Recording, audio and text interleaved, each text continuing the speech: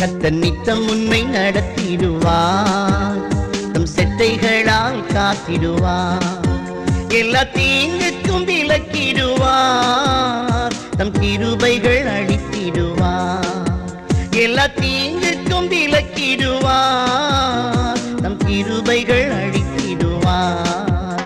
கர்த்தர் நித்தம் உன்னை நடத்திடுவார், தம் செட்டைகளால் காத்திடுவார்.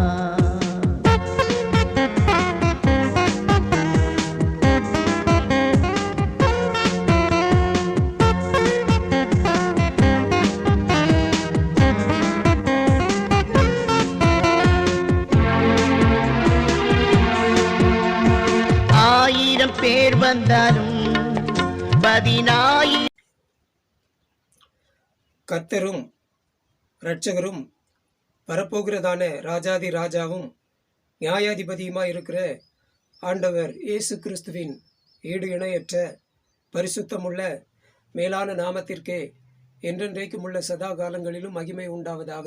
ஆமேன். கிறிஸ்துவுக்குள் மிகவும் அன்பான சகோதர சகோதரிகளே, தெய்வ பிள்ளைகளே, பரிசுத்தவான்களே, உங்கள் அனைவருக்கும் விலையேறப்பெற்ற ஆண்டவர் இயேசு கிறிஸ்துவின் ஈடு இணையற்ற பரிசுத்தமுள்ள மேலான நாமத்தினாலே இந்த kingdom of Christ in earth mission trust என்கிற உலகளாவிய ஒரே சிறுபான்மை கிறிஸ்தவ மத ஸ்தாபனத்தின் சார்பாக, கிறிஸ்துவின் அரசாங்கத்தின் சார்பாக, மெய்யான கிறிஸ்தவ தேசத்தின் சார்பாக அன்போடு கூட தெரிவித்துக் கொள்கிறேன். கர்த்தர்தாமே உங்கள் ஒவ்வொருவரையும் ஆசீர்வதிப்பாராக. ஆமேன். அன்பான தெய்வ பிள்ளைகளே, இன்றைக்கு 18/6/2024 செவ்வாய்க்கிழமை மதியம் சரியாக 12:05. இந்த நாளிலும் பரிசுத்த ஆவியானவர் என்னோடு ஏவின ஒரு சில காரியங்களை இந்த காணொலியின் மூலமாக உங்களுக்கு முன்பாக நான் கொண்டு வர விரும்புகிறேன். அதாவது, கடந்த ஒரு சில நாட்களுக்கு முன்பாக வாட்ஸ்அப்பில் புதிதாக எனக்கு ஒரு மெசேஜ் வந்தது. சரிங்களா?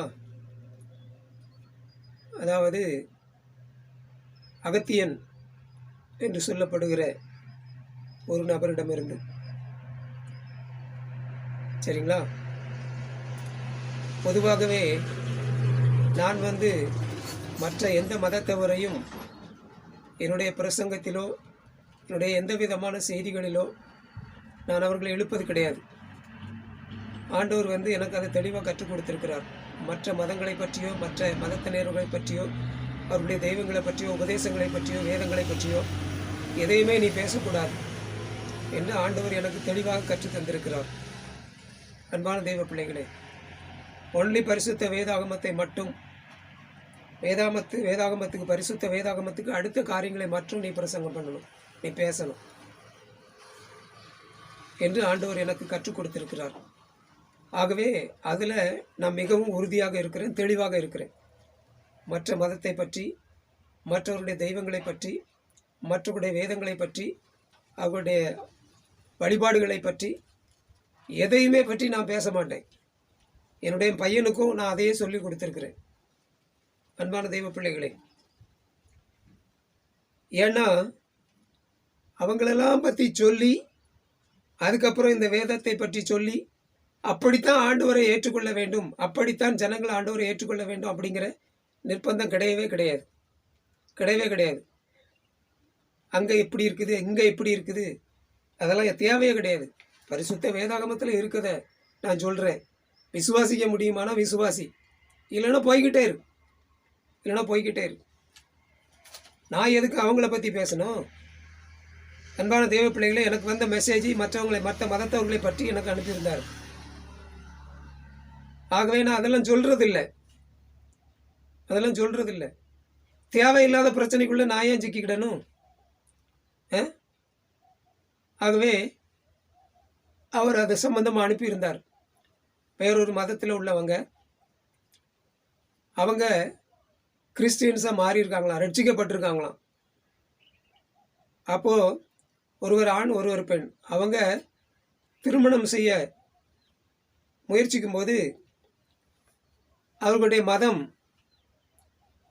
மதத்தில் உள்ள ஜாதி அதுக்கு தடையாக இருக்குது இதுக்கு ஏதாவது ஒரு ஆலோசனை சொல்லுங்கள் அப்படிங்கிற மாதிரி எனக்கு மெசேஜ் அனுப்பியிருந்தார்.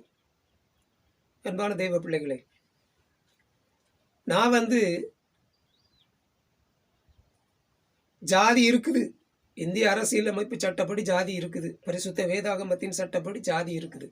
ஜாதி தேவனே உண்டு பண்ணி இருக்கிறார். அது எதுக்கு அப்படின்னு சொன்னால், நமக்கு ஒரு ஒழுங்கு வேணும், ஒரு கட்டுப்பாடு வேணும் என்பதற்காக ஆண்டவரே ஏற்படுத்தி இருக்கிறார். சரிங்களா? ஜாதி இல்லை அப்படின்னு சொல்கிறவங்களெல்லாம் நான் ஏற்றுக்கொள்ள மாட்டேன். அது பரிசுத்த வேதாகமத்தின் சத்திய வசனங்களுக்கு முரண்பட்டது. சரிங்களா? ஆகவே இவர் ஏற்கனவே 2-3 வருஷத்துக்கு முன்னால் ரொம்ப பிரச்சனை பண்ணாங்க இந்த குரூப்பில் உள்ளவங்க எனக்கு வாட்ஸ்அப்பில். அதெல்லாம் நீங்கள் முன்னால் தேடி பார்த்தீங்கன்னா நிறைய மெசேஜ் இருக்குது, நிறைய செய்திகள் இருக்குது. இப்போ மறுபடியும் என்கிட்ட இந்த மாதிரி பிரச்சனையை கொண்டு வந்தாங்க. அன்பான தெய்வ பிள்ளைகளே, நான் வந்து அதெல்லாம் உங்களுக்கு ஷேர் பண்ணியிருக்கேன். அவருக்கு வாட்ஸ்அப்பில் என்னை பற்றி தெளிவாக போட்டு இந்த மாதிரி எனக்கு தொந்தரவு கொடுக்கக்கூடாது, தொந்தரவு கொடுத்தா நான் குற்றவியல் நடவடிக்கை எடுப்பேன் அப்படின்னு சொல்லி மெசேஜ் அனுப்பிட்டேன். அன்பான தெய்வ பிள்ளைகளே, அதுக்கப்புறம் அவர் வந்து சாரி, நீங்கள் ஏதாவது ஆலோசனை சொல்லுவீங்க, வழிகாட்டுவீங்க அப்படின்னு சொல்லி தான் நான் இதுக்கு உங்களுக்கு அனுப்புனேன் அப்படிங்கிற மாதிரி சொல்லியிருந்தார். மெசேஜ் அனுப்பியிருந்தார். எப்படி நீ ஜாதி இல்லை அப்படின்னு சொல்கிறவன், நான் ஜாதி இருக்குன்னு சொல்கிறவன், நான் எப்படி என்கிட்ட எப்படி நீ ஆலோசனை கேட்க முடியும்? நான் எப்படி உனக்கு ஆலோசனை தர முடியும்? நான் கொடுக்குற ஆலோசனை என்ன அப்படின்னு சொன்னால், அந்த மிஸ்டர் அகத்தியன், சரிங்களா, அந்த அகத்தியனுக்கு நான் கொடுக்குற ஆலோசனை என்ன அப்படின்னு சொன்னால், அந்த பிரச்சனைக்கு ஒரே தீர்வு என்னன்னு சொன்னால், அவங்க தாய் தகப்பன் என்ன சொல்கிறாங்களோ அதை மாதிரி செஞ்சுட்டு போயிட்டே இருங்க. ஆமாம், ரசிக்கப்பட்டிருக்காங்க, கிறிஸ்தவங்களாக மாறி இருக்காங்கல்ல, அவங்க பெற்றோர் என்ன சொல்கிறாங்களோ அதன்படி செஞ்சுட்டு போங்க அப்படின்னு சொல்லிட்டு தூர வாங்க. அதான் நான் சொல்லக்கூடிய ஆலோசனை. அவங்கள மீறி திருமணம் பண்ணி வைங்க அப்படின்னு நான் சொல்ல மாட்டேன். பண்ணக்கூடாது, பண்ணக்கூடாது. நான் அந்த ஆலோசனை தான் சொல்லுவேன். அவங்க தாய் தகப்பன் என்ன சொல்கிறாங்களோ அதை மாதிரி செஞ்சுட்டு போயிட்டே இருங்க. உங்களுக்கு என்ன பிரச்சனை? நீங்கள் அந்த பிரச்சனையை ஏன்ட்ட கொண்டு வரணும்? அன்பான தெய்வ பிள்ளைகளே, சரிங்களா? அப்புறம் நான் வந்து நடவடிக்கை எடுப்பேன். தொடர்ந்து எனக்கு இந்த மாதிரி பிரச்சனை பண்ணிக்கிட்டு இருந்தீங்கன்னா நடவடிக்கை எடுப்பேன். நான் நடவடிக்கை எடுத்தால் தமிழக அரசு லெவலில் எடுக்க மாட்டேன். ஏன்னா இங்கே செய்ய மாட்டாங்க.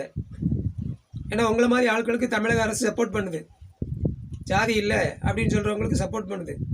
அதனால் அதெல்லாம் நான் உள்ளே போய் எல்லாம் பார்த்துட்டு வந்துட்டேன்.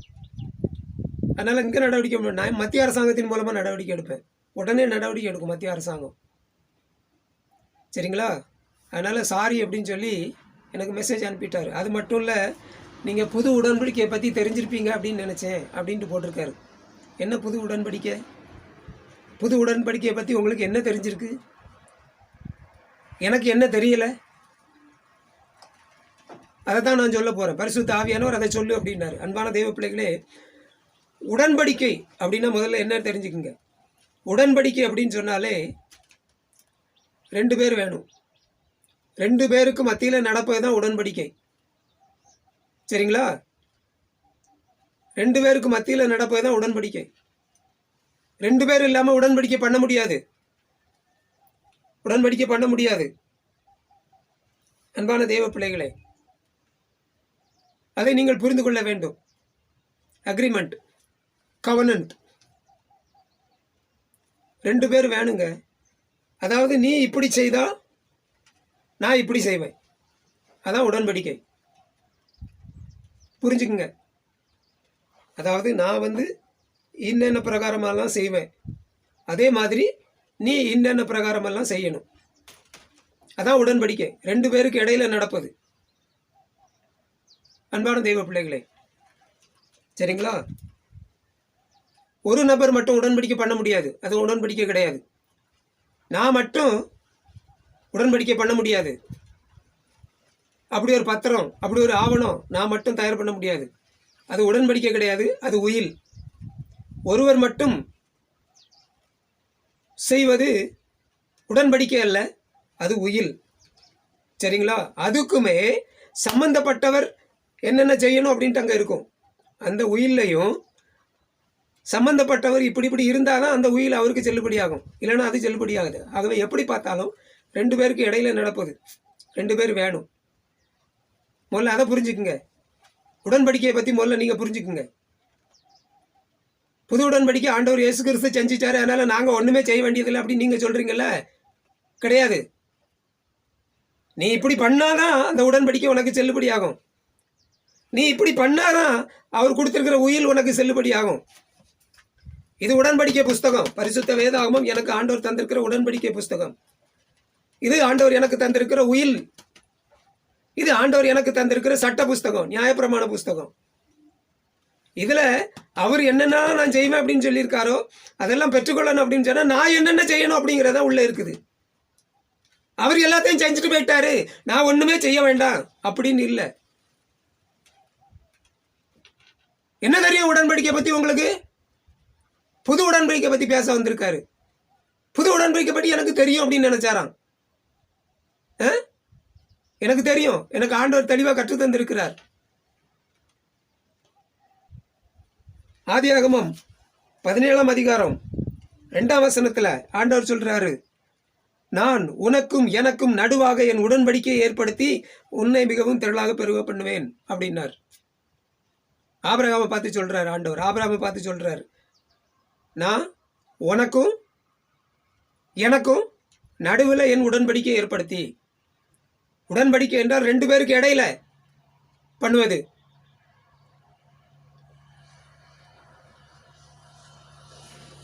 பதினேழு 4, நான் உன்னோட பண்ணுகிற என் உடன்படிக்கை என்னவென்றால் நீ திரளான ஜாதிகளுக்கு தகப்பனாவாய். சர்வ வல்லமையுள்ள தேவன் சொல்லுகிறார் ஆபிரகாமை பார்த்து, நான் உன்னோட பண்ணுகிற என் உடன்படிக்கை என்னவென்றால் நீ திரளான ஜாதிகளுக்கு தகப்பனாவாய் அப்படின்னு சொல்றாரு. உடன்படிக்கை. ஆபிரகாமை பார்த்து ஆண்டவர் சொல்றாரு, என்ன உடன்படிக்கை பண்ணியிருக்காரு, என்ன அக்ரிமெண்ட் போட்டிருக்காரு, என்ன கவனம் பண்ணி இருக்கிறாரு? நீ திரளான ஜாதிகளுக்கு தகப்பனாவாய். ஆண்டவர் சொல்றாரு, நீ ஜாதியா இல்லை அப்படிங்கிற, நீ கிறிஸ்தவத்துல ஜாதியா இல்லை அப்படிங்கிற. உடன்படிக்கை பத்தி பேசுறதுக்கு உனக்கு என்ன அருகதை இருக்குது? நான் கேட்கிறேன், உனக்கு என்ன அருகதை இருக்குது? நீ யார் உடன்படிக்கை பத்தி பேசுறதுக்கு? எனக்கு உடன்படிக்கை தெரியல அப்படின்னு சொல்றதுக்கு உனக்கு என்ன ரைட்ஸ் இருக்கு? என்ன ரைட்ஸ் இருக்கு உனக்கு? கிறிஸ்தவத்துல ஜாதி இல்லைன்னு சொல்றவன் நீ. அழக பரிசுத்த வேதாகமத்தில் தெளிவாக எழுதி வச்சிருக்காரு ஆண்டவர். நான் உன்னோட பண்ணுகிற என் உடன்படிக்கை என்னவென்றால் நீ திரளான ஜாதிகளுக்கு தகப்பனாவாய். ஆண்டவர் அதுதான் உடன்படிக்கையை பண்ணி இருக்கிறாரு. நீ ஜாதியா இல்லை அப்படின்னு சொல்றவன் உடன்படிக்கை பத்தி பேசுறதுக்கு உனக்கு என்ன தகுதி இருக்கு? அதை பின்பற்றதுக்கு ஒரு கூட்டம். புது உடன்படிக்கையை பத்தி பேசுறதுக்கு உங்களுக்கு என்ன தகுதி இருக்குன்னு நான் கேட்கிறேன். அதை பேசுறதுக்கு நீங்க யாரு? அதை என்கிட்ட பேசுறதுக்கு நீங்க யாரு? பேசக்கூடாது, பேசக்கூடாது. அன்பான தேவ பிள்ளைகளை புரிஞ்சுக்குங்க, தெளிவா இருந்துக்குங்க. புது உடன்படிக்கையை பத்தி உங்களுக்கு தெரியும் அப்படின்னு நான் நினைச்சேன் அப்படின்னு போட்டிருக்காரு. எனக்கு தெரியும், எனக்கு தெரியும், உங்களுக்கு தான் தெரியாது, உங்களுக்கு தான் தெரியாது. புது உடன்படிக்கை பண்ணிட்டாலும் அப்போ ஜாதி இல்லை அப்படின்ட்டா இருக்கு, ஜாதி இல்லைன்னா இருக்கு. ஒரே ஒரு வசனத்தை பிடிச்சுக்கிறாங்க, யூதன் என்றும் இல்லை கிரேக்கன் என்றும் இல்லை அப்படிங்கிற வசனத்தை மட்டும் பிடிச்சுக்கிறாங்க. அதை மட்டும் சொல்றாங்க. ஏன் அதை மட்டும் சொல்றீங்க? அதுக்கு பின்னால் இருக்கிறதையும் சொல்லுங்க சேர்த்து. அதை யார் சொல்லுவா? அதை யார் சொல்லுவா? யூதன் என்றும் இல்லை கிரேக்கன் என்றும் இல்லை. அதுக்கப்புறம் என்ன இருக்குது? ஆண் என்றும் இல்லை பெண் என்றும் இல்லை அப்படின்னு இருக்குதா இல்லையா? ஆண் என்றும் இல்லை பெண் என்றும் இல்லை அப்படின்னு இருக்குதா இல்லையா? அதையும் சொல்ல மாட்டேங்கிறீங்க. சாதி இல்லை, ரைட்டு, நீ சொல்றதை நான் ஒத்துக்கிறேன். அப்போ ஆண் பெண் இல்லைன்னு சொல்லு, ஆண் பெண் இல்லைன்னு சொல்லு, அதையும் சேர்த்து சொல்லு. மண்டையில் என்ன இருக்குது? உனக்கு தேவையானதை எடுத்துக்குவ, உனக்கு தேவையில்லாததை நீ விட்டுருவியா? கிறிஸ்துவுக்குள் ஆண் என்றும் இல்லை பெண் என்றும் இல்லை அப்படின்னு இருக்குது. அப்போ போ, ஆணு பொண்ணு எல்லாரும் சேர்ந்து ஒரே இடத்துல நடந்து குளிங்க. ஆணு பொண்ணு எல்லாரும் சேர்ந்து ஒரே இடத்துல போங்க, ஒரே இடத்துல படுங்க.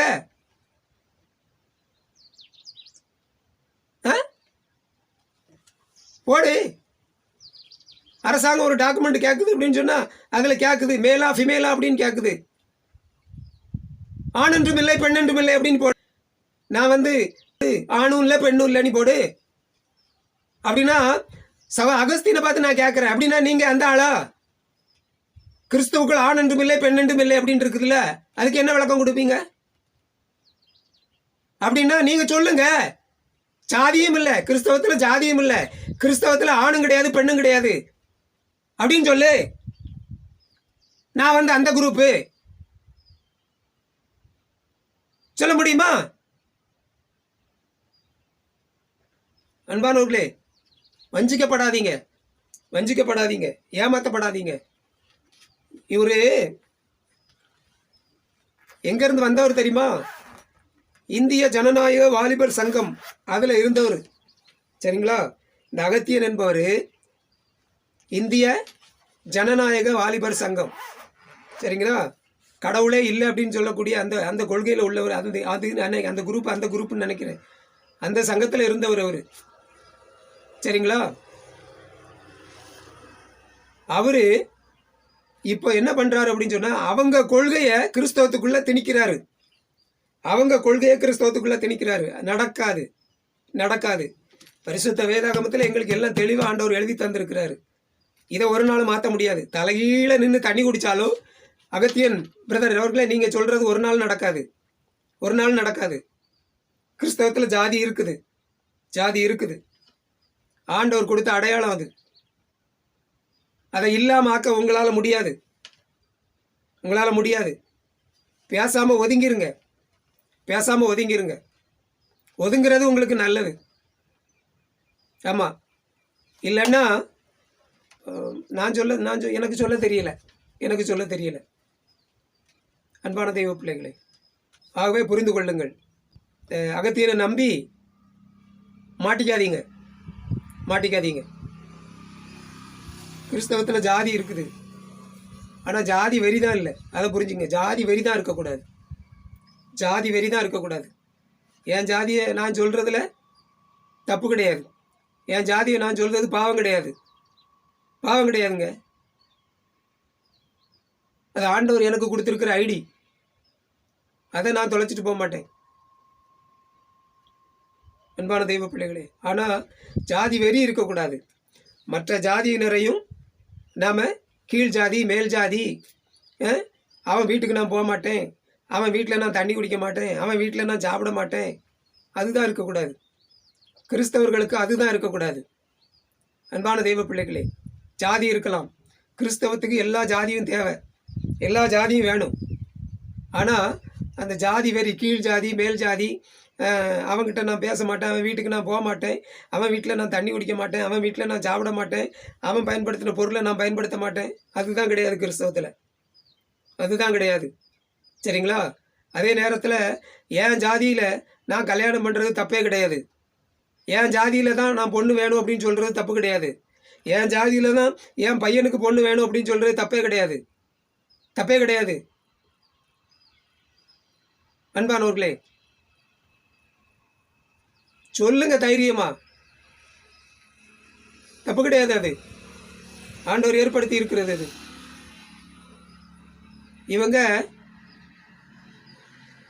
அவங்க அந்த கொள்கையை கிறிஸ்தவத்துக்குள்ள திணிக்க பார்க்குறாங்க. ஆகவே புரிந்து கொள்ளுங்கள் அன்பான தெய்வ பிள்ளைகளே. ஆகவே இந்த செய்தியை பரிசுத்த ஆவியானவர் நீ பேசு அப்படின்னாரு. ஆகவே நான் பேசி இருக்கிறேன். அன்பான தெய்வ பிள்ளைகளே, கர்த்தர் தாமே உங்களை ஆசீர்வதிப்பாராக. ஆமேன், ஆமேன், ஆமேன். 1000 பேர் வந்தாலும் 10000 பேர் வந்தாலும் 1000 பேர் வந்தாலும் 10000 பேர் வந்தாலும் எதுவும் உன்னை சேதம் செய்யாதே. நீ என்றென்றும் பாக்கியவா, நீ என்றென்றும் பாக்கியவா. கர்த்தர் நித்தம் உன்னை நடத்திடுவார், தம் செட்டைகளால் காத்திடுவார், எல்லா தீங்குக்கும் விலக்கிடுவார். நம் கிருபைகள் அழித்திடுவார். எல்லா தீங்குக்கும் விலக்கிடுவார், நம் கிருபைகள் அழித்திடுவார்.